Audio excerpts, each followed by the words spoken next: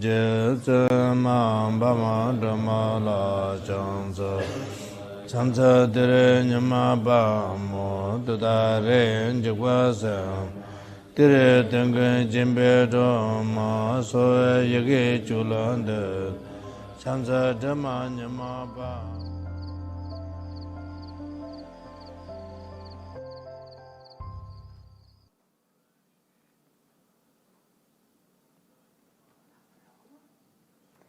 Hola, buenas tardes. Aquí estamos. Hoy vamos a empezar un nuevo tema, un tema muy importante, y vamos a empezarlo bien con plegarias de refugio, bodhicitta, y en primer lugar la plegaria corta al linaje de Vajradhara. Gran Vajradhara, Telo, Naru, Marpa, Mila, Gampopa, Señor del Dharma, Karmapa, que conoces todas las cosas de los tres tiempos, los que sostenéis los 4 linajes anteriores y los 8 posteriores, Drikun, Talun, Salpa, el glorioso Drupa y los demás. Dapo Kayu, incomparables protectores de los seres, que domináis el profundo camino del Mahamudra, os dirijo mi súplica. Yo continúo el linaje de los gurus Kagyu. Bendecidme para que pueda emularos. Se ha dicho que las tíos son los pies de la meditación. Así, sin apego a la comida o la riqueza, el meditador corta las ataduras a esta vida. Bendecidme para que no me aferre a ganancias y a honores. Se ha dicho que la devoción es la cabeza de la meditación. Así, el meditador ruega continuamente al Lama que le abre la puerta del tesoro de las instrucciones esenciales. Bendecidme para que surja en mí la devoción genuina. Se ha dicho que la no distracción es el cuerpo de la meditación. Así, ocurra lo que ocurra, el meditador reposa sin hacer nada en el frescor de la esencia misma del pensamiento. Bendecidme para que esté libre de la idea de algo en que meditar. Se ha dicho que la esencia del pensamiento es el Dharmakaya, que no es nada en absoluto, pero lo manifiesta todo, y se muestra al meditador como un despliegue incesante. Bendecidme para que comprenda que el samsara y el nirvana son inseparables. Que en todas mis vidas de gurús auténticos disfrute del esplendor del Dharma y perfeccionando las cualidades de los niveles y los caminos, alcance pronto el estado de Vajradhara. Me refugio en el Buda, el Dharma y la Sangha Suprema hasta que alcance la iluminación. Por el mérito de practicar la generosidad y las demás virtudes, pueda realizar la budeidad para el bien de los seres. Que todos los seres sean felices y creen las causas de la felicidad. Que se liberen del sufrimiento y de las causas del sufrimiento. Que nunca se aparten de la auténtica felicidad en la que no hay sufrimiento. Que vivan con una gran ecuanimidad, sin apego a los allegados ni aversión hacia los extraños. Glorioso y precioso Guru Raíz, que estás sobre mi cabeza en un asiento de loto, te suplico que cuides de mí con tu gran bondad y me concedas los logros espirituales del cuerpo, el habla y la mente.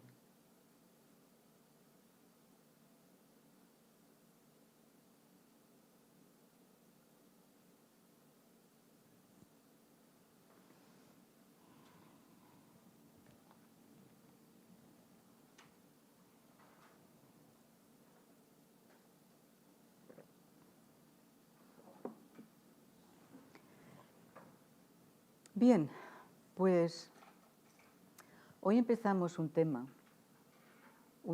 que para mí es precioso, porque le debo mucho, que es el Lojong. Lojong quiere decir el adiestramiento de la mente. Lo es mente y Jong es practicar, en este caso es practicar entrenando la mente. Esta práctica, que va a durar unos meses, no es una práctica para escucharla mientras se están haciendo otras cosas. Yo no puedo estar en su casa de policía viendo lo que hacen mientras yo estoy dando esta enseñanza, que es una enseñanza sagrada, pero sí les puedo pedir que tengan esta atención, este respeto por estas enseñanzas. Yo haré lo posible para hacerlo lo mejor posible y ustedes, si pueden, pues también tomen nota de las cosas. Luego durante la semana, porque iré dando prácticas cada semana, vamos a tener enseñanzas teóricas, pero luego prácticas. Y practicaremos todos juntos. Yo también voy a practicarlo con ustedes. Cuando diga esta semana vamos a hacer tal cosa, yo también lo voy a hacer. Así que a ver si todos nos lo tomamos muy en serio, porque durante tiempo he estado hablando del samsara, del nirvana, hemos estado hablando del camino a la iluminación que Gampopa dejó muy bien explicado, y muchos de ustedes tienen ganas de cómo vamos a hacer eso, ¿no? ¿Cómo dejamos el samsara y cómo vamos al nirvana? Si todo es mente, entonces ¿qué? Bueno, pues esto, lojong, es esto. Las enseñanzas y las prácticas que vamos a hacer durante los próximos meses, no sé cuánto, porque yo nunca calculo tanto, pero yo voy un poco al día, pero son enseñanzas esenciales del Mahayana, importantísimas. Yo creo que durante el tiempo que ustedes llevan escuchando enseñanzas de este tipo, ya se han dado cuenta de que el budismo no es una religión, sino que es un camino de transformación personal, que nos lleva a soltar lo que no somos y nos lleva a reencontrar lo que realmente somos. En realidad la palabra religión, religere en latín, ya quiere decir algo así, ¿no? Religar. Es como religarnos con nuestra esencia, con lo que somos realmente. Pero lo que se entiende como religión en el mundo, que son unas creencias y una serie de prácticas que la gente no siempre entiende, aquí no es el caso, porque en el Dharma de Buda hay que entender las cosas, no hay misterios, no hay cosas ocultas, sino que es lo que cada uno tiene que ir descubriendo por sí mismo. Hemos estado repitiendo muchas veces que todo es mente, que el samsara es mente, que el nirvana es mente. Si todo es mente, entonces es fácil, ¿no? ¿Qué hay que hacer? Cambiar la mente, transformar la mente, adiestrar la mente, trabajar con la mente. Y la mente no es eso que puede que esté en el supermercado o puede que se haya agotado. La mente es algo que está, que es nuestro, que lo tenemos aquí todo el tiempo. Por tanto, quiere decir trabajar con nosotros. Pero con esta parte de nosotros que llamamos mente y que a pesar de que es lo más cercano que somos y tenemos, muchas veces es la gran desconocida. Y muchas veces es tan desconocida que nos domina y nos controla y nos lo hace pasar mal. Y aquí el lojong precisamente se trata de ser felices, aunque no lo parezca porque trata mucho del sufrimiento y la compasión, pero da felicidad, mucha felicidad, da un bienestar íntimo muy grande. Yo empecé en el budismo hace muchos años, ahora ya cuando hablo de esas épocas me doy cuenta de lo mayor que soy. Hacia el año 1978, mi maestro me llamó, Akon Rinpoche, mi muy venerado y precioso maestro Akon Rinpoche, en Samyelin me llamó muy contento y me dijo, mira este libro. Han publicado por fin el libro del adiestramiento mental en inglés, porque hasta entonces no estaba publicado. Y me lo dio y me dijo, esto es la práctica. Y pensé, caramba, sí que está emocionado. Entonces me lo leí y es el libro que creo que está agotado en español.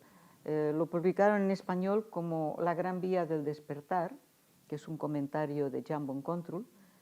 No lo he encontrado porque se publicó hace tiempo. En inglés creo que sí está. The Great Path of Awakening, creo que sí que está. Y luego, claro, el libro este está muy bien, pero es un poco corto. Es muy conciso, no da una explicación muy grande, pero es maravilloso porque te hace ver las cosas de una manera totalmente diferente. Entonces, Akon Rinpoche trajo a un maestro, un gran maestro, que nos dio toda la explicación.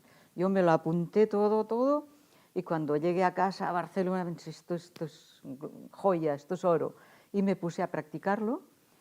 Y entonces yo trabajaba en un colegio y los compañeros, yo soy más bien tímida, no hablo mucho cuando estoy aquí porque no tengo más remedio, pero cuando estoy con gente suelo ser la que está callada.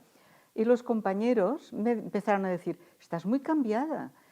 Y yo dije, ah, sí, se te nota, algo has hecho. O sea, personas que no eran budistas ni entendían de nada en el año 78 me encontraron cambiada. O sea que debe ser que yo me encontré cambiada. O sea que esta práctica es una práctica realmente de transformación, de cambio, para bien. Así que muchos de ustedes que me han dicho que quieren una práctica, algunos de ustedes me han dicho que quieren empezar los preliminares, otros que les gustaría hacer una práctica seria, pero que los preliminares, eso de contar tantas veces, tantas postraciones y mantras, es muy complicado. Aquí tienen su práctica. Es una práctica para toda la vida y para todas las vidas, porque esta práctica nos puede llevar desde ahora hasta la iluminación. Así que vale la pena. Así que, por favor, escuchen bien, relean bien sus notas, dedíquense a ello. Es unas prácticas que las pueden hacer sentados un rato, pero luego a lo largo del día, unas prácticas que les dicen cómo vivir, cómo morir, cómo ir a dormir, cómo transformar las situaciones difíciles en algo positivo, cómo transformar la ira en sabiduría, en fin, lo engloban todo. El Dharma de Buda, Dharma con mayúscula, es algo que es precioso. Es precioso, no tiene parangón. Es único. Tenemos muchos libros, muchas tradiciones filosóficas, terapias. Todo ello está creado por el intelecto de personas que algunas de ellas que tengan una mente muy clara y crean cosas para el bien de la humanidad o para hacer dinero. Hay algunas, hay de todo. Pero todas estas cosas no pueden ser preciosas porque están creadas por el intelecto y la forma de ver de unas personas que puede que tengan cierta sabiduría y cierta bondad, pero son personas que no han llegado a descubrir la realidad de sí mismos y la realidad de las cosas. No han llegado a la verdad última. Por tanto, todo lo que ellos enseñen lo enseñarán desde un punto de vista relativo del momento en el que están y de lo que ellos comprenden. Pero el Dharma no es algo intelectual que ha creado alguien para que le sigan o para sacar dinero, o no está creado por alguien que todavía tiene sus problemas personales por resolver, sino que está creado por alguien que ha llegado a lo último, a la iluminación perfecta de Buda, y que ha sido seguido y transmitido por aquellos que han llegado a la verdad última de su ser y de las cosas, y que por tanto nos han dejado un camino para llegar a esta verdad última. Y es por eso que es algo precioso, porque es el camino de la verdad. Y es por eso que es sagrado. ¿Qué es lo sagrado? A veces tenemos la idea de que las estatuas de Buda son sagradas, de que las estupas, los monumentos a la iluminación son sagrados. Pero al fin y al cabo una estatua está hecha de metal, una estupa tiene mucho cemento. ¿Qué hay de sagrado en ello? ¿Qué es lo que es sagrado realmente? Es sagrado lo que nos lleva a unirnos con nuestra verdadera naturaleza. Lo que realmente es sagrado es nuestra verdadera naturaleza, porque es impoluta, es lo que es, de por sí, lo que no depende de nada para ser, lo que no está ni en el tiempo ni en el espacio. Y todo lo que nos lleva a despertar lo que es sagrado, también es sagrado. Por tanto, el Dharma es sagrado porque es el camino que nos lleva a descubrir lo sagrado en nosotros.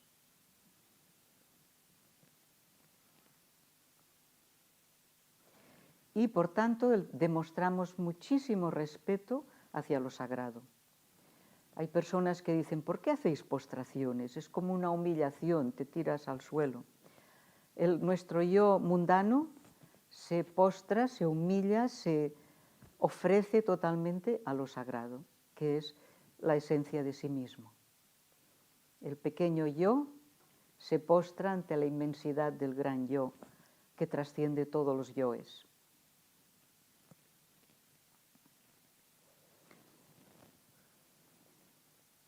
Lo más importante de todo, lo más sagrado es la verdad, lo que es verdad.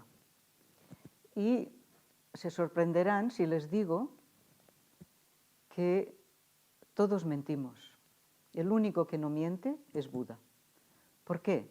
Ustedes pueden decir, yo no miento, yo soy una persona muy sincera, seguro, pero mentimos constantemente porque ni siquiera sabemos quiénes somos. Lo que aparentamos ser no es lo que somos, por tanto ya es una mentira muy grande, aunque no seamos conscientes de ella. El único que es lo que es Buda. El único que es la verdad es Buda. Por tanto, nosotros queremos seguir el camino de Buda, el camino a la verdad, a lo que somos realmente y a lo que son las cosas. La esencia del Dharma es el adiestramiento de la mente. El camino que nos lleva a lo sagrado y a la verdad es el camino del adiestramiento de la mente, que es el camino del Bodhisattva. El que anda por el camino del adiestramiento de la mente se le llama Bodhisattva. Es el héroe que se dirige hacia la mente despierta, hacia la bodhicitta, la mente despierta. Cuando adiestramos la mente, ¿qué es lo que sucede? Hacemos un poquitín de estas prácticas de las que vamos a hablar en estos meses y lo que sucede es que el ego desciende. Cuando el ego desciende, la bodhicitta aparece. Cuando el ego crece, la bodhicitta queda dormida. Es una regla de 3. Cuando el ego desciende, aparece el verdadero amor, la verdadera compasión, la verdadera bodhicitta. Cuando el ego aumenta, el verdadero amor se enturbia y se convierte más en un amor comercial. La compasión se convierte en un poco de lástima y la bodhicitta queda borrada. Sin bodhicitta, sin esta mente que quiere despertar, que es la bodhicitta, no se despiertan nuestras cualidades dormidas. Siguen durmiendo. Bodhicitta quiere decir mente despierta. Bodhi viene de Buda. Buda es el despierto. Chitta es mente. Si no hay bodhicitta, si no hay este anhelo de despertar, nuestras cualidades, que las hay, el potencial enorme que tenemos está ahí, queda latente, dormido. Por tanto, el camino del Bodhisattva es un camino esencial, es el camino que lleva a la iluminación.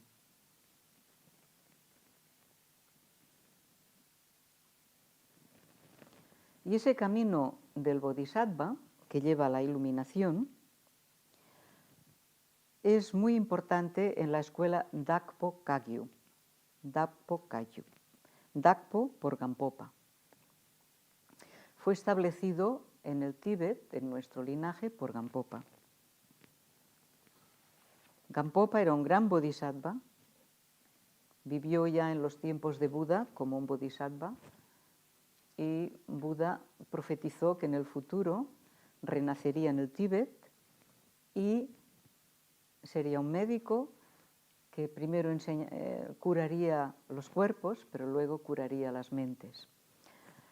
Gampopa en este aspecto es importante porque primero estuvo estudiando con la tradición Kadampa, que es la que llevó el gran Atisha al Tíbet, del que hablaremos más tarde, y se fundó la tradición Kadampa, que era el estudio y la práctica del Mahayana, del camino del Bodhisattva, de la Bodhicitta.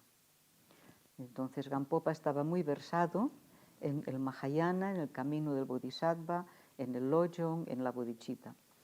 Más tarde encontró a Milarepa y entonces aprendió todo el camino del Mahamudra, que consiste en mirar directamente la naturaleza de la mente.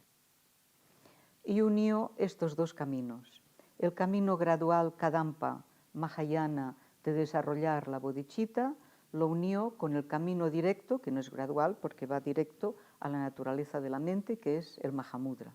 Y aquí tenemos nuestro linaje, el linaje Karma Kagyu, o Dakpo Kagyu también, que es la unión del Mahayana con el Mahamudra y los yogas de Naropa. Hay muchas prácticas en el Mahayana para desarrollar la bodhicitta, para adiestrarnos en el camino de los bodhisattvas, pero una de las más importantes, de las más conocidas, es el Lojong, que empezó a enseñarlo Atisha en el siglo XI. Él vivía en la India.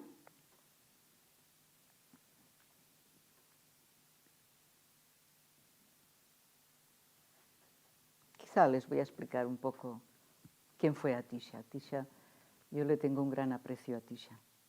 Atisha Dipankara llegó a ser un gran maestro en la India y en la Universidad de Nalanda él era uno de los más importantes. La Universidad de Nalanda era inmensa, era el centro del conocimiento en la India, junto con otra universidad, Vikramalashila, en la cual también estuvo Atisha. Atisha sabía muchísimo y tenía una gran realización, pero se dio cuenta de que no sabía suficientemente cómo desarrollar la bodhicitta, porque una cosa es la teoría y la otra cosa es la práctica. En el siglo XI,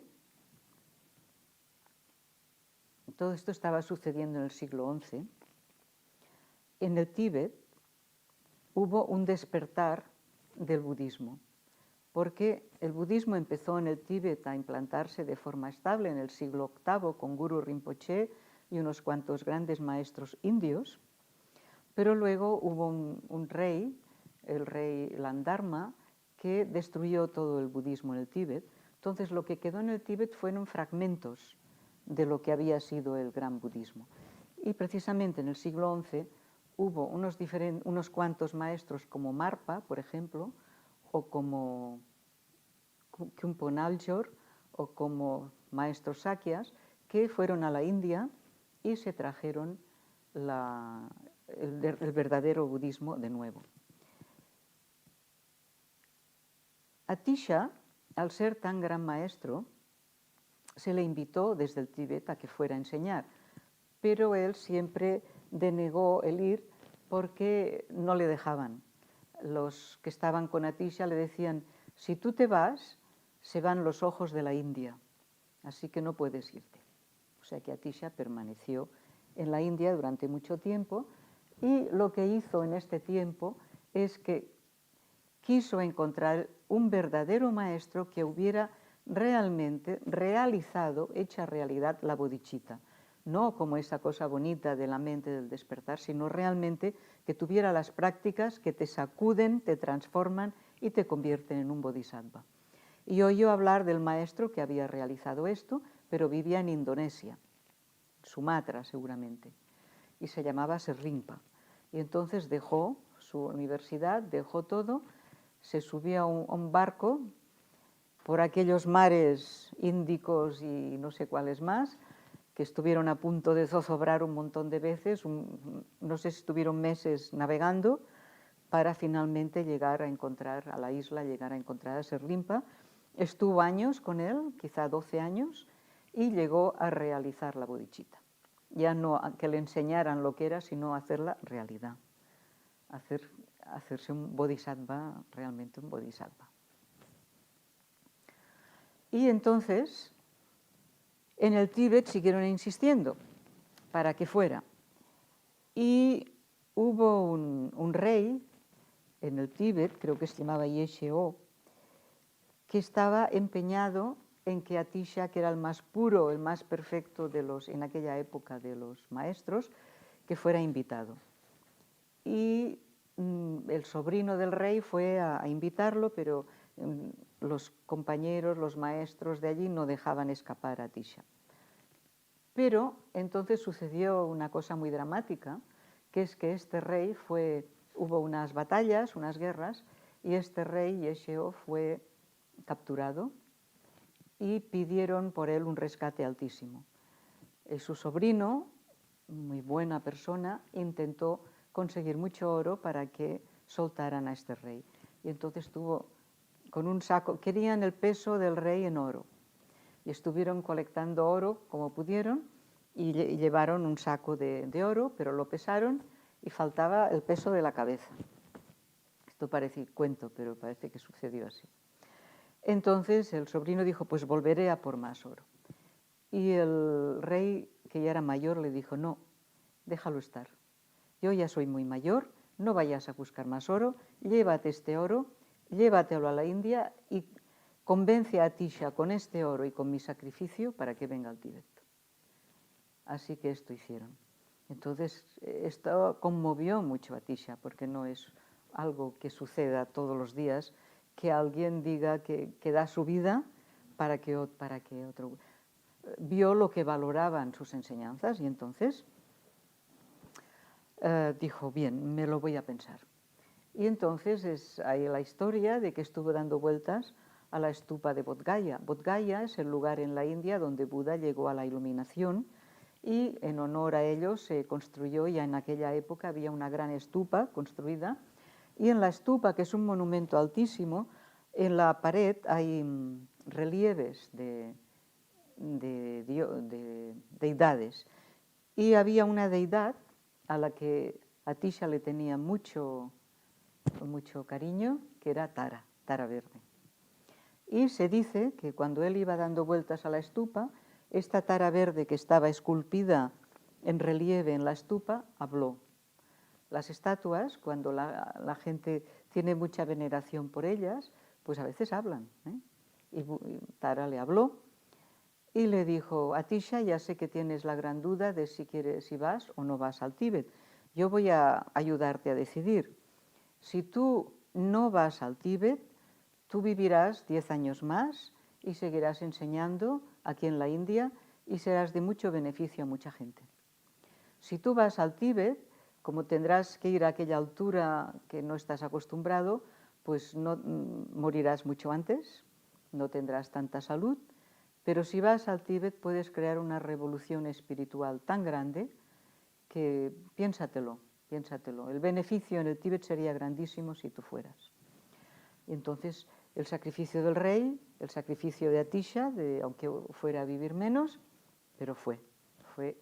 Y cuando llegó al Tíbet, pues lo fueron a recibir con tambores, con toda la parafernalia, ¿no? Y colores, y sombreros, y tocando címbalos y todo, ¿no? Y entonces Atisha pensó, bueno, al menos la parte externa parece que la dominan. Pero y empezó a preguntar, a ver, ¿y qué sabéis? ¿No? Y habían guardado, aunque el rey Langdharma hubiera hecho quemar muchas cosas, pues tenían sutras, tenían libros, tenían conocimientos. Y entonces Atisha dijo, pues no sé para qué me habéis hecho venir. A ver, ¿y cómo ponéis en práctica todo esto? Y entonces vio que era un desastre. Dijo, ahora ya veo. No podéis practicar el Vajrayana si no habéis tomado refugio, por ejemplo, ¿no? No podéis hablar de las prácticas tan mahamudras y Vajrayanas si no sabéis ni lo que es la bodhicitta, ni habéis tomado refugio. Os falla toda la base. Si no tenéis una base, aunque penséis en cosas muy elevadas, ese pensamiento es una ilusión, es una imaginación, no es real. Tenéis que empezar por el principio. A ver, ¿quién va a tomar refugio? Entonces todo el mundo fue a tomar refugio, que es la base del budismo, es tomar como refugio a Buda, tomar la dirección hacia Buda. A ver, el voto de Bodhisattva, todo el mundo voto Bodhisattva, a ver la bodhicitta. Y entonces dio muchas enseñanzas muy buenas de bodhicitta, que son la base para lo que ahora vamos a explicar. Y luego, cuando su discípulo principal tibetano se llamó Dromton, que era un ser muy realizado, y Dromton fue el que empezó la escuela Kadampa. La escuela Kadampa antigua, que no es la nueva Kadampa, sino la antigua, del siglo XI, XII, fue una escuela muy pura. Los monjes eran monjes y además eran bodhisattvas. Y además sus prácticas eran realmente de afinar lo máximo. Veréis cómo el Lojong afina en lo máximo para transformar los niveles más profundos, más negativos de nuestro ser, transformarlos en pureza, en sabiduría, en amor, en bodhicitta. Y esto fue lo que nuestro gran maestro Gampopa aprendió de sus grandes maestros de aquella época. Por eso, cuando conoció a Milarepa, él vio que Milarepa era su maestro, pero por otra parte sus maestros Kadampa tenían una pureza y él no podía dejarlos. Y entonces Milarepa le dijo, no, lo que has aprendido con los maestros Kadampa es puro, es perfecto, pero yo ahora te voy a dar la guinda del pastel. Pero te puedo dar la guinda del pastel porque tienes toda la base de tus maestros Kadampa. Así que nosotros, antes de que alguien nos dé la guinda, vamos a dedicarnos a las enseñanzas Mahayana, puras, esenciales y perfectas. Así que vamos a comentar y a poner en práctica esta enseñanza del Lojong en 7 puntos. Más tarde hablaremos cómo llegamos a tener estos 7 puntos, que el tema que tratan el tema central es la bodhicitta. Esta bodhicitta es el tema central, principal, en todas las tradiciones budistas Mahayana. Y el linaje, esto es muy importante. Ustedes, si quieren practicar algo que valga la pena, miren siempre qué linaje tiene. Porque si lo que les enseña un señor o una señora es algo que su linaje es de él y otro maestro y nadie más, no lo cojan. El linaje tiene milenios de gente que lo ha practicado y se ha iluminado. Así que esto es un buen linaje. No es ningún negocio, es el camino a la verdad, a la bodhicitta. Es un manual muy valioso para todos los estudios del Dharma serios de hoy día. Todos los grandes maestros del pasado, si tenemos Jambon Kontrul, Khyentse Wangpo, Sekchen Kontrul, Tashi Ozer, los Karmapas, los Situpas, todos los grandes maestros enseñan Lojong como base para todas las prácticas.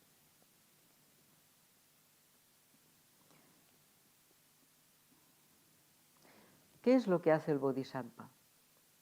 El Bodhisattva trabaja la compasión y trabaja la sabiduría. ¿Por qué? Porque trabajando la compasión y la sabiduría, lo que hace es transformar el samsara en nirvana, o mejor, transformar el samsara en la iluminación suprema de un Buda. Esto es un reto. Esto no es algo así, que tocas un interruptor y sucede. Es la decisión de tomar el camino del Bodhisattva y de hacer este entrenamiento gradualmente hasta llegar al final, para el bien de uno y para el bien de todos, porque estamos todos interconectados. Y si nos estamos trabajando a nosotros mismos, vamos a impactar en todos los demás. Es un camino riguroso, porque hay que estar practicándolo todo el día, pero es un camino de alegría. Nos lleva a la alegría, a la paz, al bienestar. Hace 2500 años había un príncipe en la India, que más tarde se llamó Buda Sakyamuni, el sabio de los Sakyas, que dio enseñanzas, estas enseñanzas de la bodhicitta, pero no todos captaron el mensaje, curiosamente. Y esto, ustedes saben que la percepción de las personas es lo más importante, porque cada uno percibe las cosas a su manera. Un maestro está dando unas enseñanzas a 50 personas y puede que hayan 50 ideas diferentes de lo que el maestro ha enseñado. Así que cuando Buda Sakyamuni dio esta frase fundamental, muchos no la captaron, no la entendieron.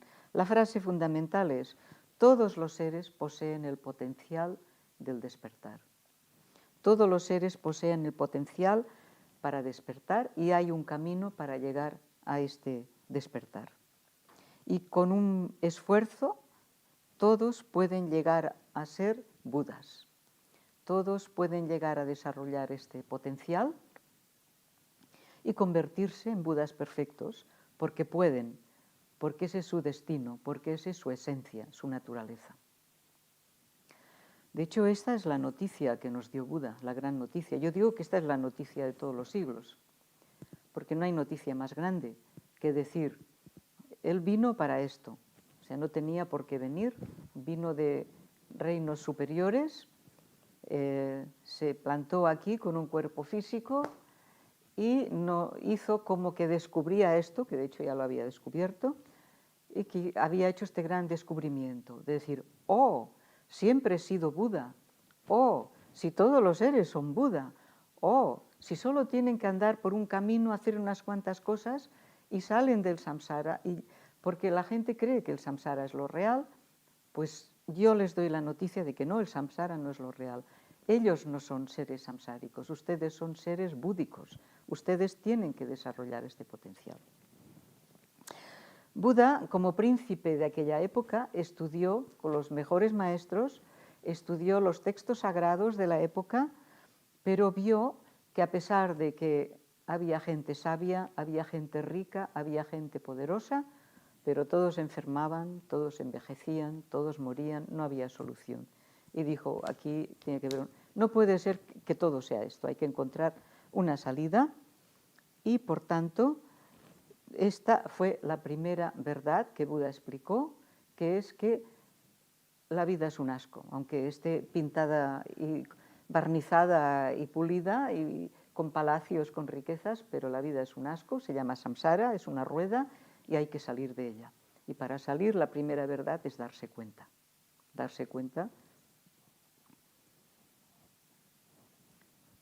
de que esto no puede ser todo, tiene que haber algo más. Entonces, la segunda verdad es, por análisis y por observación, yo he visto, dijo Buda, por observación directa de mi mente y de la vida y de la mente de los demás, es que el gran problema que nos mantiene amarrados al sufrimiento y al samsara es el karma conectado con las emociones negativas. Lo que nos hace renacer una y otra vez es el karma. Lo que nos hace que suframos dentro de este karma es las emociones negativas que nos dominan, que nos hacen actuar. Y el deseo, la ira, el temor, la ignorancia distorsionan nuestra capacidad para ver la realidad. Nos envenenan continuamente, envenenan la mente y la distorsionan, de manera que la percepción del mundo que tenemos no es la real.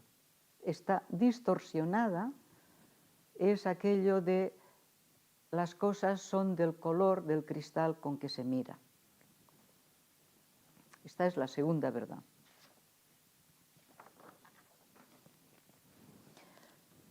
En la tercera verdad, Buda dijo que el que él había visto es que el que experimenta y lo experimentado son inseparables. Vio que la mente es la fuente de toda experiencia, porque toda experiencia se experimenta a través de la mente. Si la mente está enfadada, lo que experimenta puede ser un infierno. Si la mente es pura, lo que experimenta puede ser algo muy agradable. La felicidad, el sufrimiento, la paz, el miedo, el amor, todo depende de la mente. La mente es la que da forma a nuestra realidad.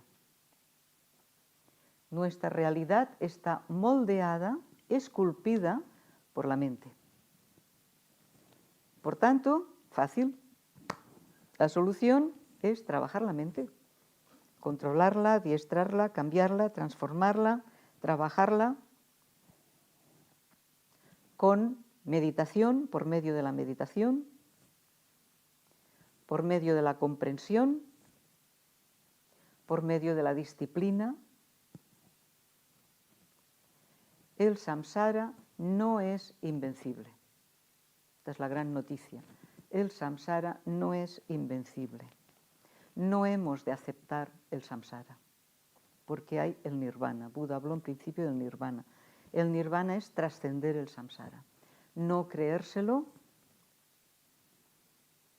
Y esta es la tercera verdad. La verdad que dice que no somos seres samsáricos, somos budas y que por tanto podemos, con trabajo, trabajando la mente, podemos llegar ahí, a Buda o al nirvana, depende de a dónde quieren llevar. El nirvana es un paso intermedio antes de llegar a Buda. Nirvana quiere decir la paz que se tiene cuando se consigue salir del samsara. Y la cuarta verdad es otra buena noticia, que es que hay un camino para ello. Somos Buda, pues hay un camino para llegar a Buda. Entonces él presentó un camino sistemático que lo llamó el óctuple sendero, en el que todas las enseñanzas de Buda están allí incluidas.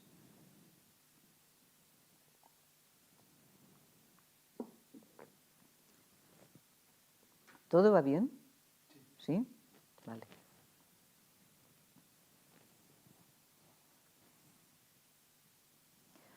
En estas enseñanzas se nos dan prácticas para darle la vuelta a los patrones mentales del ego. El samsara nos tiene amarrados por nuestros patrones mentales, por nuestros conceptos, nuestras ideas. Y entonces, en el camino que nos da Buda, nos da las herramientas para darle la vuelta, y nunca mejor dicho, darle la vuelta a los patrones centrados en el ego. Cuando los patrones mentales centrados en el ego se debilitan, surge la bodhicitta. Y la bodhicitta es el estado natural del ser, lo que es. Y ahí, cuando empieza a despertarse la bodhicitta, que es la mente despierta, entramos en el gran camino de los bodhisattvas. Hace más de 1000 años, estas ideas, estos puntos de vista de la iluminación mahayana entraron en el Tíbet. Entraron en el Tíbet de la mano de la transmisión de grandes maestros mahayanas que desde el tiempo de Buda, o sea, llevaban ya 1000 años o 1500 años iluminándose, ¿no? Tenemos estos grandes maestros que nos suenan como Nagarjuna, por ejemplo, ¿no? Como Tilopa, como Naropa, Asanga, ¿no? Tenemos cantidad de maestros que fueron transmitiendo y eso tuvimos la suerte de que llegó al Tíbet y tuvimos la suerte que en el Tíbet era una gran nevera.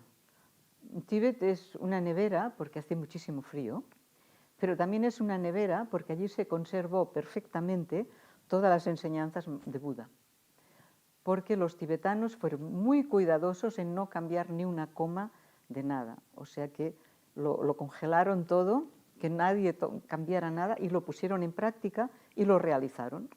Entonces, si lo que te han enseñado, que viene de un linaje perfecto, tú lo practicas porque tienes maestros buenos y llegas a hacerlo realidad, dices, pues es verdad, y lo pasas a otros y otros dicen, pues es verdad, entonces este linaje de práctica que se va pasando llega hasta hoy. Y hoy podemos decir, es verdad, lo que lo hemos practicado un poquito, sabemos que todo esto es verdad. Es el camino de la verdad. Pero la bodhicitta no es fácil de cultivar. Los que lo siguen son héroes. porque se nos pide que apartemos la idea, la preocupación del yo, lo mío, lo que yo quiero, lo que a mí me da miedo, lo que yo necesito, yo, mis hijos, mi familia, mi propiedad, mis cosas, todo lo que está centrado en el yo, esto es el samsara y esto nos tiene ofuscados, no nos damos cuenta de nada más. Y especialmente hoy día hay muchísimo más énfasis en el yo, porque lo que se nos dice, toda la publicidad, todo lo que se nos dice, es que, o sea, la idea que rige hoy día en nuestra sociedad es dedicar la vida a satisfacer nuestros deseos personales. Porque tú lo vales, porque tú mereces el mejor coche, la mejor cosa, lo más caro es lo mejor. Tienes que trabajar para conseguir esas cosas que son las mejores. O sea, en la vida lo que hay que buscar es satisfacer lo que nos haga felices, nuestros deseos personales. Y en cambio, lo que nos lleva a la verdadera felicidad está dentro de nosotros. Pero lo que nos dicen que nos va a hacer felices es lo que está fuera de nosotros. Y eso es un engaño enorme, un engaño terrible.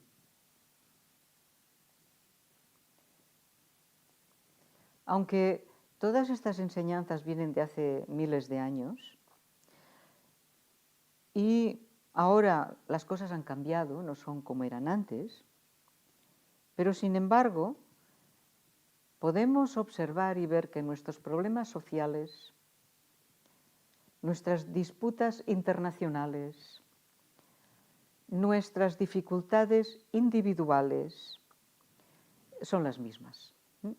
Cambian los decorados, pero las dificultades son las mismas porque la mente es la misma. La mente de las personas que vivían hace 2000, 2500, 1000 años, las mentes la gente va vestida de otra manera, ahora hablamos de fútbol, antes hablaban de carreras de caballos, pero es igual, es lo mismo.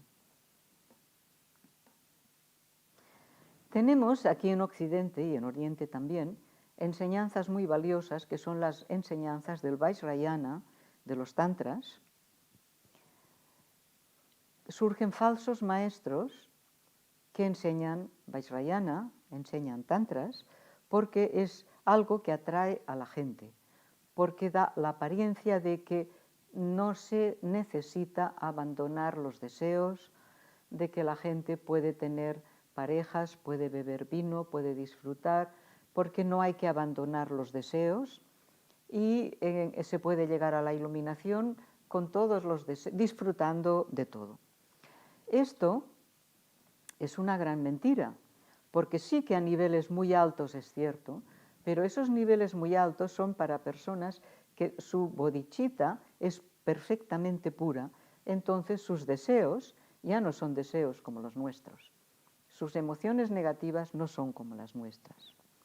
Pero si nos encontramos hoy en día, yo lo veo constantemente, ¿qué escuelas tienen más éxito? Las escuelas que dicen no hace falta hacerse monjes, aquí todos podemos tener parejas, todos podemos beber, todos podemos dedicarnos, no hace falta tomar votos. Cuando oigáis decir esto, si sois personas inteligentes, pensar un poco. Entonces llegaréis a la conclusión de que los monjes son tontos. ¿Por qué tienen que abjudicar? ¿Por qué tienen que abandonar cosas y dedicarse a una vida austera? Si parece ser que se va más rápido tomando la vía que no es austera. Entonces, si vosotros no queréis que os engañen, dedicaros a la bodhicitta. La bodhicitta es la mayor protección que podáis tener. Cuando hay personas que se desvían del camino del Dharma es porque no han entendido o han abandonado la bodhicitta. La bodhicitta es la más grande protección que se pueda tener. Conocemos personas que han estado bien en el Dharma y que luego se les ha girado la mente, han olvidado la bodhicitta y se han puesto ellos a enseñar por su cuenta, diciendo que ellos saben más que los grandes maestros.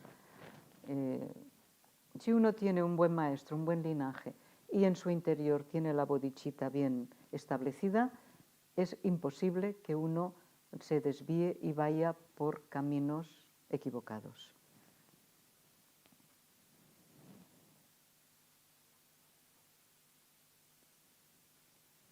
Si vamos por buen camino, o sea, si tenemos maestros que nos llevan por caminos que no son buenos, que nos enganchan por la fascinación por cosas esotéricas, cosas raras, esto nos lleva al sufrimiento. Da una apariencia al principio de muy agradable, de que no hay que dejar nada, pero nos lleva al sufrimiento. Nos aumenta el orgullo, nos aumenta la codicia, nos aumenta el deseo, los celos.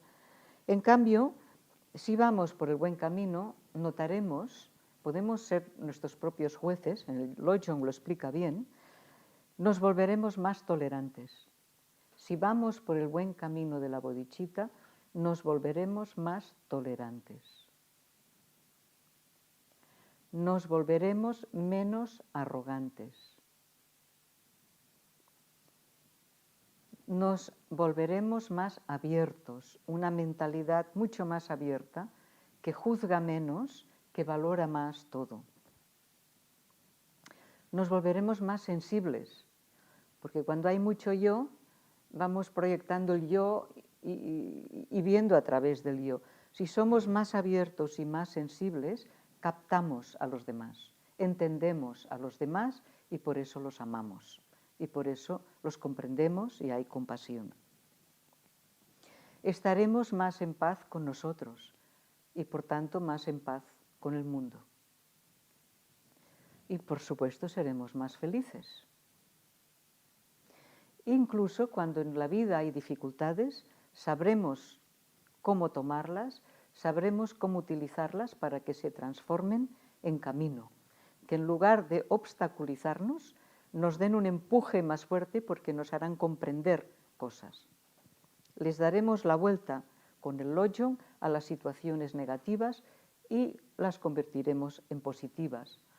La misma manera que las cosas que huelen mal, el compost, cuando sabemos utilizarlo, hacemos que de él surjan las plantas más fantásticas, las flores y las verduras mejores. De la misma manera, si le sabemos dar la vuelta con el Lojong a nuestras negatividades, a nuestras situaciones difíciles, entonces esto hará florecer nuestras cualidades.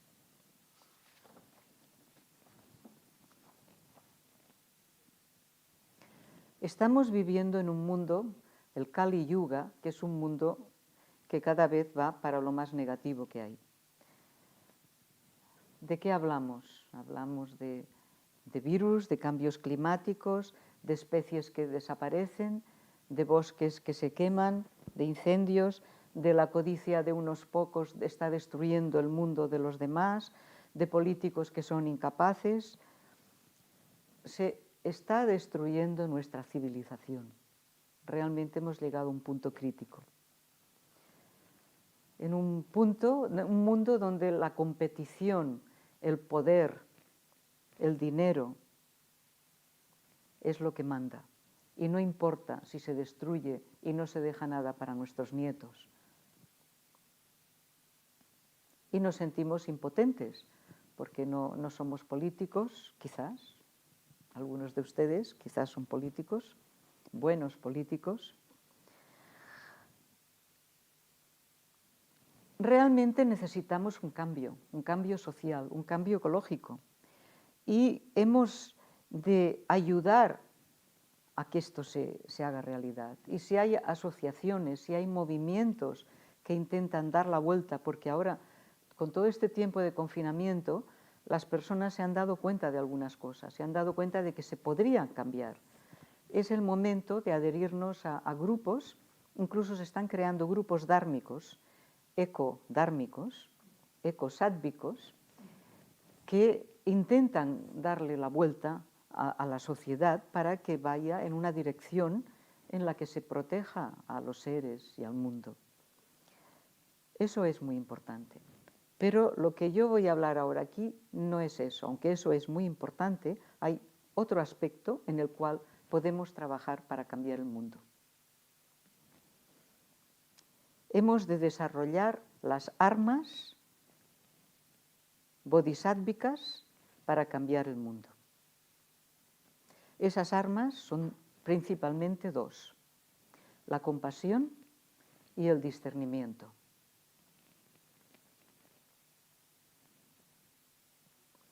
Y declarar la guerra al samsara.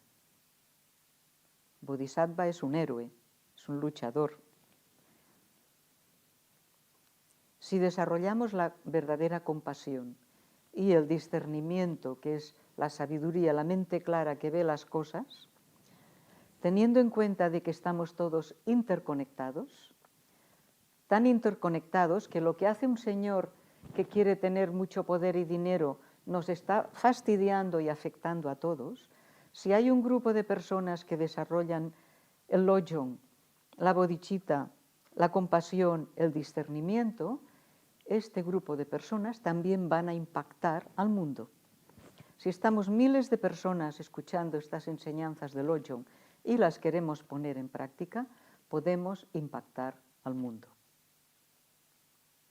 Si desarrollamos compasión y discernimiento y lojong, impactaremos, porque cada uno de nosotros puede ser una luz, que sea un ejemplo y que pueda aconsejar a los demás, que pueda dar ejemplo de cómo se puede hacer.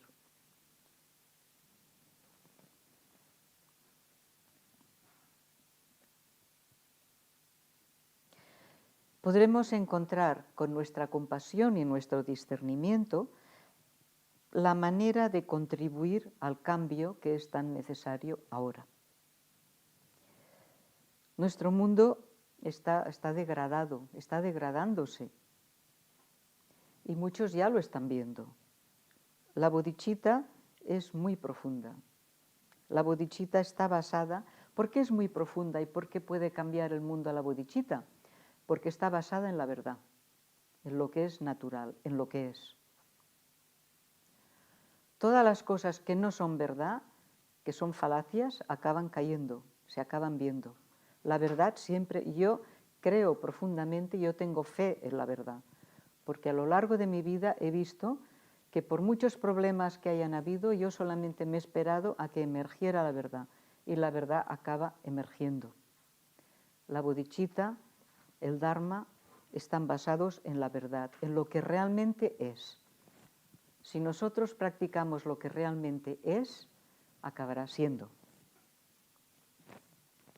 No hay nada más poderoso que la verdad. Las falacias caen, la verdad emerge siempre. Descubramos nuestra verdadera naturaleza, impactaremos al mundo. Seremos siddhas, mahasiddhas, bodhisattvas, personas realizadas. Con una persona que tenga sabiduría y realización ya puede hacer un trabajo enorme.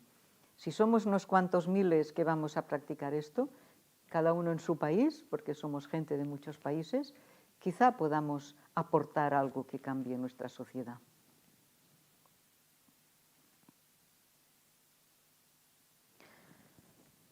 Esta práctica del lojong, de la cual hoy estoy dando simplemente la introducción, la iremos trabajando por semanas, iremos desgranando la teoría y la práctica, iremos dando unas prácticas para hacer semana a semana, y estas prácticas hay que hacerlas con las personas de nuestro entorno. Si, por ejemplo, una semana toca practicar la ira, pues esa semana tocará practicar la ira con todas las personas que están alrededor nuestro. Por ejemplo, ¿no? Iremos practicando los diferentes aspectos de esta transformación de la mente para que la mente despierte.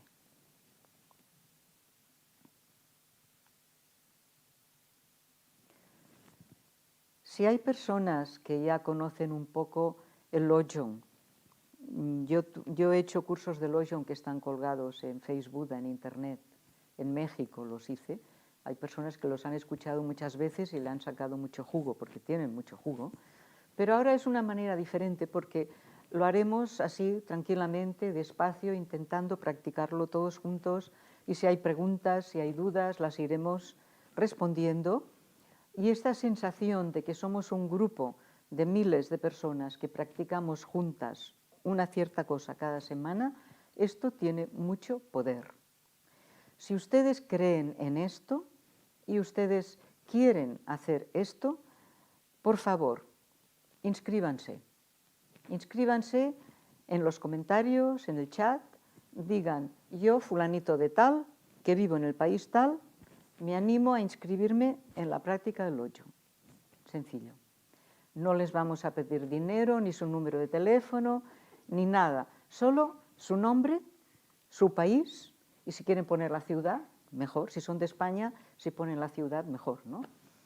Pero como mínimo su nombre, su país, y decir: yo me inscribo a practicar el Lojong durante estos meses. Es sencillo. El inscribirse ya te da un sentimiento de el apuntarse a algo, ¿no? Hay un movimiento. Vamos a hacer el movimiento social, cultural, espiritual de la práctica del Lojong. ¿Se apuntan? Pues ahí está. Yo haré lo mejor que sepa. Lo intentaré hacer lo mejor que sepa y responderé sus preguntas y les animaré y lo practicaré con ustedes. Lo que toque esta semana yo lo practicaré. Así que más no puedo hacer. ¿Alguna pregunta? Por el chat, hay un chat, ¿no?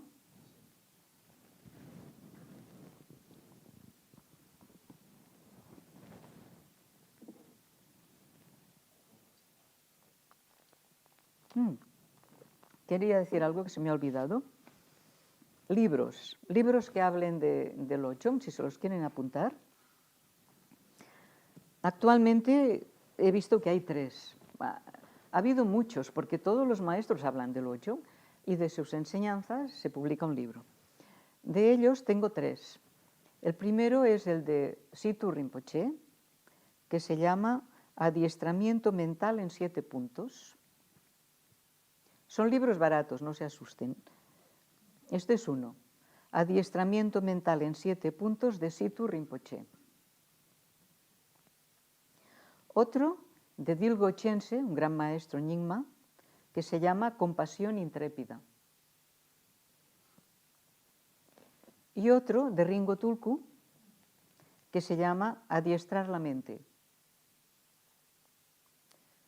Son libros delgados, no son caros, son interesantes, y cada maestro lo explica a su manera. Yo lo voy a explicar a la mía.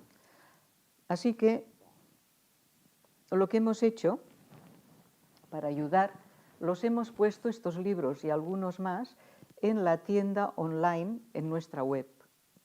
O sea, las personas que lo encuentren en librerías o que lo vayan a comprar al monasterio o a Barcelona, pues lo tienen al precio de venta. Las personas que viven lejos y lo piden, pues tendrán el precio de venta más lo que cueste el envío.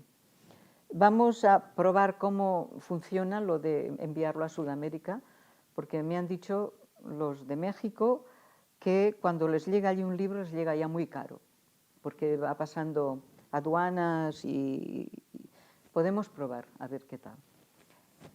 O sea que estos 3 libros son los que actualmente están en el mercado y los hemos puesto a su disposición en la tienda online. Hemos ampliado la tienda online. Antes solamente poníamos los libros que habíamos publicado nosotros. Ahora estamos poniendo libros de otras editoriales, pero que son muy buenos. O sea, los que vendemos hemos puesto pocos, no son muchos, pero son muy buenos, de muy buenos maestros y que tocan temas importantes. Si les interesa alguno de estos libros, los pueden pedir en la web y los recibirán en casa.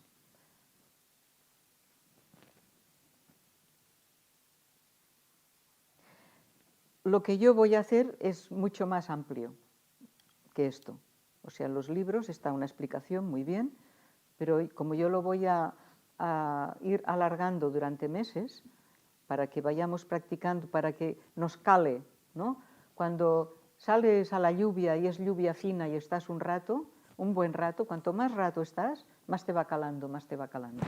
Así que si conseguimos que esto nos dure unos meses y vamos practicando, al final calará. Y el texto original de Chekawa, que explicaremos el próximo día quién era Chekawa, es el texto raíz. Está el link, creo que está, ¿no?, aquí, ¿no?, el link del texto raíz de Chekawa. Texto raíz quiere decir muy condensado. Y el link para la tienda donde están los libros lo tienen ustedes ahí, debajo del vídeo, ¿no? Esto es lo que me dice José Manuel siempre. Me dice, tú diles, debajo del vídeo está el link. ¿Alguna pregunta o meditamos? Preguntan cómo, ante las injusticias, cómo se puede dar la vuelta practicando el Lojong. Claro, ustedes me preguntan ante las injusticias cómo se le puede dar la vuelta practicando el Lojong. Pero esto está en la lección tercera o cuarta. Tendremos que empezar, claro, por el principio, ¿eh? Y luego ya todo el mundo apuntándose, inscribiéndose. ¿Se están apuntando? Bien. Comprometiéndose a continuar. Bien, muy bien. Las personas que querían hacer preliminares ahora, yo les animo que antes hagan Lojong, porque en el Lojong están incluidos los preliminares de manera más fácil. Fíjense que un texto como el que vamos a explicar ahora y que vamos a practicar no se daba online. Era una explicación de maestro a estudiantes que estaban físicamente ahí. Por tanto, como ahora, debido a todo, ¿no?, no solamente al coronavirus, sino que estamos en España, pero hay personas que están en Chile, que están en Argentina, que están en México, que están en Honduras y en Suiza, pues que lo siguen. Y por tanto somos un grupo virtual. Y por eso es bueno si nos inscribimos, porque entonces yo tengo una lista de personas y nos da la sensación de que estamos juntos, practicando juntos. No es lo mejor, porque lo mejor es estar físicamente, pero por lo menos si nos inscribimos nos da la sensación de pertenecer a un grupo que va a trabajar junto. Preguntan cómo nos inscribimos para la práctica, simplemente. Para inscribirnos, pues aquí en el chat, ¿no?, se están inscribiendo en el chat, ponen eso, ¿qué ponen? Pues hay personas me inscribo para la práctica, otro yo me comprometo, otro yo me apunto. O sea que, pues me comprometo, me apunto a la práctica del Lojong. Mi país es tal, y si quieren poner la ciudad, pues es interesante saber cuántos países estamos involucrados en esto. Luego hay otra pregunta que dice, ¿cómo puedo ayudar a los demás a salir del samsara si yo no me he iluminado ni he llegado al nirvana? Esta es una muy buena pregunta. ¿Cómo puedo yo ayudar a los demás a salir del samsara si yo mismo estoy en el samsara? Pues empezando por el primer escalón. Si uno quiere ayudar a los demás, entonces debe saber que tiene mucha responsabilidad. Si uno solo se preocupa de iluminarse uno, pues uno va haciendo. Pero si uno además quiere ayudar a los demás, tiene un peso de responsabilidad que le da disciplina, que le quita la pereza, porque piensa, yo voy a trabajar, voy a hacer esta práctica para el bien de todos. Todo lo que yo trabaje en esta práctica va a impactar a los demás. Por tanto, tengo que meterme en ella y tengo que hacerla. Es como si un bodhisattva toma una responsabilidad. Fíjense que tenemos diferentes tipos de budismo, especialmente tenemos 3 tipos de budismo. Hay el primer tipo de budismo que hoy día se llama Theravada, que antiguamente se llamaba el camino estrecho, que es el camino del que uno quiere trabajarse a sí mismo, quiere salir del samsara, del sufrimiento, quiere salir de las emociones negativas, desarrolla amor por los demás y lo que quiere es llegar al nirvana, que es la paz, la salida del samsara. Es un camino válido, bueno, creo que es el camino en el que todos entramos para empezar. Pero el camino de Bodhisattva es una continuación de este camino, es el Mahayana, el gran camino. Aquí el Bodhisattva ya no trabaja solo pensando en que uno quiere salir del samsara, sino que dice, ¿cómo voy a salir yo del samsara y dejar a todos los demás ahí? Así que todo lo que yo trabaje lo compartiré con los demás, impactaré en los demás, les ayudaré. Ahora no valgo mucho, pero me trabajaré para valer más. Ahora no tengo mucha sabiduría, pero me trabajaré para tener más sabiduría. Cuando tenga más sabiduría y más compasión, ayudaré a muchísima gente. O sea que esta es la respuesta. Ahora no puedo, pero trabajaré para poder. Entonces, cuando dicen el Bodhisattva es un héroe, es por este sentimiento. ¿Qué diferencia hay entre el amor que se trabaja en la escuela Theravada del amor que se trabaja en la escuela Mahayana del Bodhisattva? ¿Qué diferencia hay? Pues que en el Bodhisattva el amor que hay es de responsabilizarse por los demás. Yo me responsabilizo a llegar a la iluminación para el bien de todos. O sea, no solamente busco mi bien, sino que además yo me siento responsable de los seres, me siento conectado con los seres. ¿Cómo voy yo a andar mi camino de buscar mi felicidad, mi salidita del samsara, si todos los demás se quedan? Yo me siento responsable porque por mi amor siento que estamos conectados. Así que yo me comprometo a ir por la vía del Bodhisattva porque es la vía que se responsabiliza de todos los seres, no solamente humanos, animales, espíritus, planetas diferentes, dimensiones diferentes. El Bodhisattva dice, hasta donde llegue el espacio, la inmensidad de espacios y universos, por muchos universos y espacios que hayan, allí habrá seres. Por muy lejos que estén estos seres, hasta allí llega mi amor. Hasta allí llegaré. Hasta allí llega mi compromiso. Entonces, es un sentimiento inmenso que nos hace salir del pequeño yo. Solamente de pensar en la inmensidad de mundos y de seres con diferentes mentalidades, diferentes formas, pero que tienen la esencia de Buda todos. Aunque tengan formas de alien, de arañas gigantes, de plantas, tengan la forma que tengan, su esencia es la esencia de Buda. No lo saben, yo les ayudaré a que lo sepan y que salgan de su samsara. Es un camino hermoso. El camino del Bodhisattva es una hermosura, una hermosura. Es el camino del loto, la flor del loto, que es tan hermosa porque sale del barro del yo, pero hundido en el barro del yo, pero crece y sale afianzándose en el yo, o sea, el yo le sirve. El yo quiero trabajar por los demás, el yo quiero iluminarme, eso es el barro, pero el yo quiero iluminarme es lo que sale, lo que hace que salgamos y que nos transformemos en una flor preciosa, la flor del loto, la flor del amor y la sabiduría.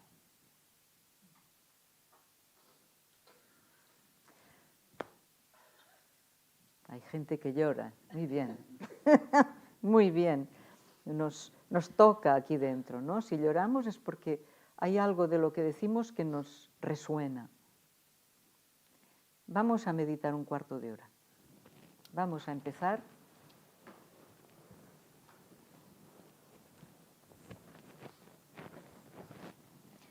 Nos queda un cuarto de hora hasta las 9. Nos sentamos con la espalda erguida, con la barbilla un poquito controlada, con nuestras manitas puestas en la postura, la lengua tocando un poquito los dientes de arriba.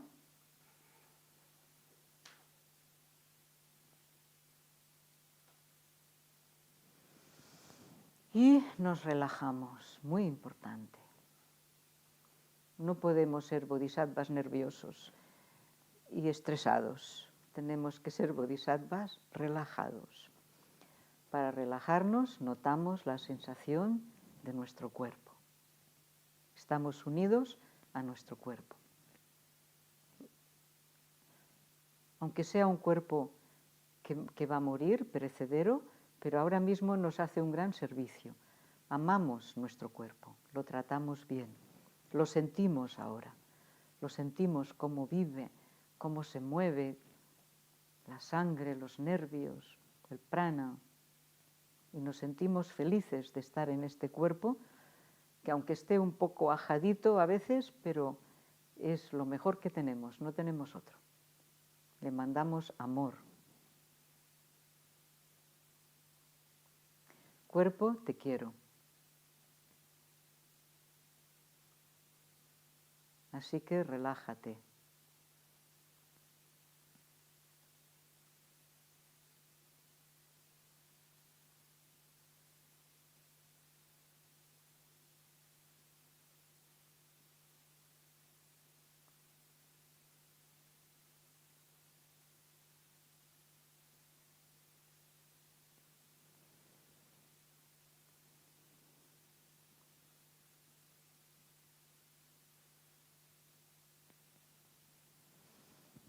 Notamos la sensación del cuerpo. Y al notarla, nos relajamos espontáneamente. Cuando en la vida diaria estamos tan tensos, es porque no notamos la sensación del cuerpo.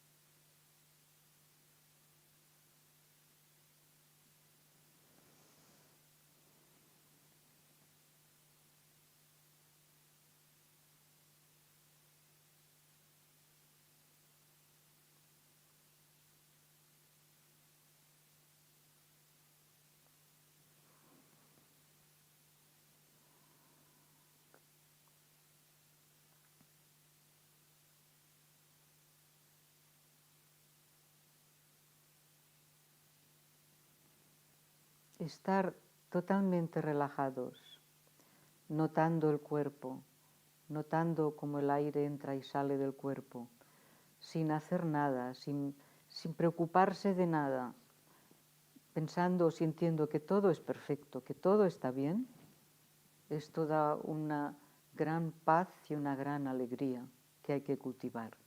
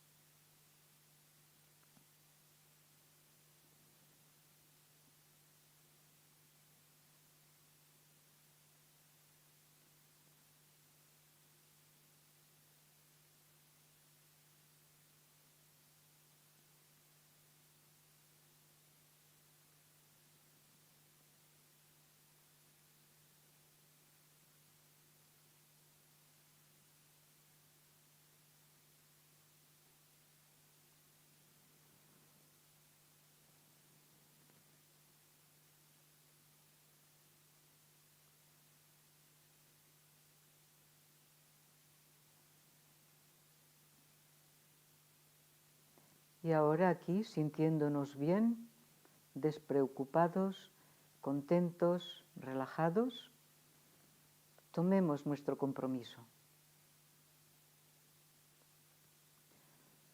Si seguimos viviendo nuestra vida vulgar, pues esto es una rueda, moriremos y seguiremos viviendo una vida vulgar. Tal vez ahora es el momento de decidir cambiar, de tomar la resolución de dedicarnos a la transformación de nuestro ser para llegar a ser lo que realmente somos.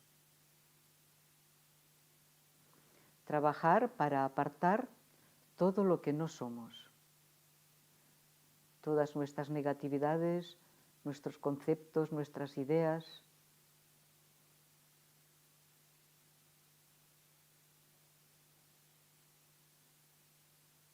Para poder dedicarnos cada día un buen rato a meditar sentados y el resto del día aplicar las enseñanzas que toquen cada semana, las prácticas. Es un camino antiguo que es muy moderno.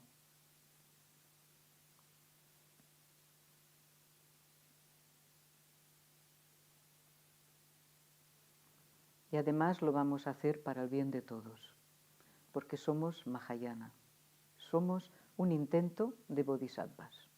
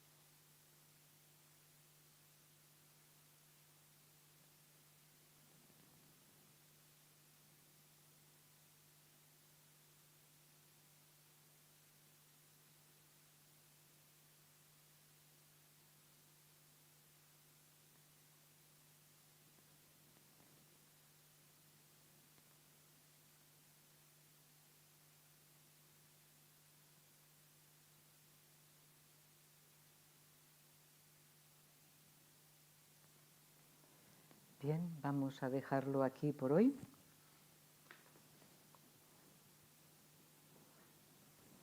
Y todas las cosas hay que empezarlas bien,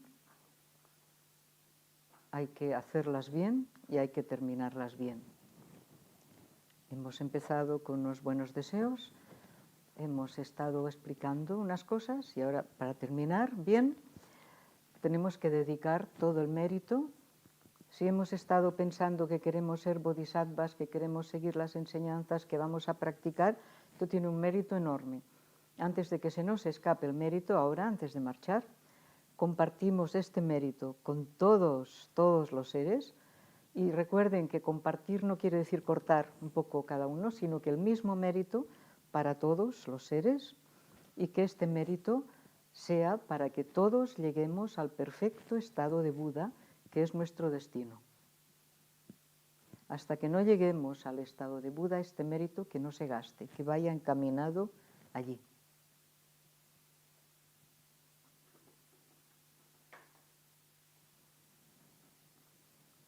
Y con este pensamiento leemos la plegaria. Que por este mérito pueda alcanzar la omnisciencia y, habiendo superado todas las adversidades, pueda liberar a los seres del océano de la existencia, agitado por las olas del nacimiento, la vejez, la enfermedad y la muerte. Practicando según el ejemplo de Manjushri, heroico conocedor de la realidad, al igual que Samantabhadra, dedico completamente toda esta virtud. Que por la bendición de la obtención de los 3 kayas de Buda, por la bendición de la inmutable verdad de la esencia del Dharma y por la bendición de la inquebrantable aspiración de la Sangha, mis plegarias se cumplan tal como las he expresado. Que la preciosa mente del despertar surja en quienes no hayan nacido, que una vez haya surgido no disminuya y aumente cada vez más. Pues bien, si se apuntan, daremos, cuantos más se apunten, mejor. Cuantos más bodhisattvas en potencia, mejor. Así que nos vemos el martes que viene.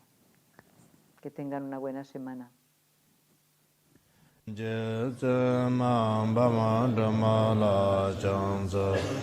Chanza tere nyama pa mo dudare njikwa sa tere tengen jimbe do ma so yege chulande chanza dhamma nyama pa mo chene keje lodanda yiden zungu chichi kya je kesara sewa lene so samsa tengen dawa gando kama jane tsukwe kya Kamadunda Zakwa Nam Je Rabde Sewe Ramba Tungu Chene